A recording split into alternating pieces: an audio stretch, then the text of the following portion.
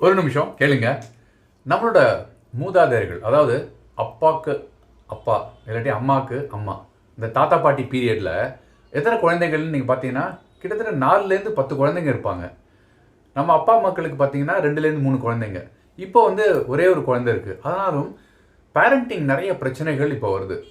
அதனால் நிறைய கவுன்சிலிங்க்கும் போகிறாங்க. மெயினாக பார்க்க வேண்டிய விஷயங்கள், குழந்தைங்களை யாராவது கெஸ்ட்டு வந்திருக்கிற நேரத்தில் அவனோட குற்றங்களை வந்து நீங்கள் பாயிண்ட் அவுட் பண்ணி பேசாதீங்க.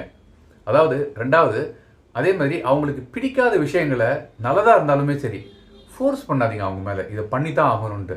3வது விஷயம், நீ வந்து நல்லா படித்து ரேங்க் வாங்கினாதான் நான் என்ன அப்பான்னு சொல்லலாம், இல்லாட்டி என்ன அம்மான்னு சொல்லலாம், அந்த மாதிரி வார்த்தைகளும் வேண்டாம். அதே மாதிரி கேபிட்டல் பனிஷ்மெண்ட் சொல்லுவாங்களே, பெரம்பால் அடிக்கிறது, சூடு வைக்கிறது, இதெல்லாம் ஆறாத வலிகளை மனசில் கொடுக்கும். இதெல்லாம் தவிர்த்துருங்க. நல்லபடியாக குழந்தைங்க வளருங்க நீங்கள். Thank you so much.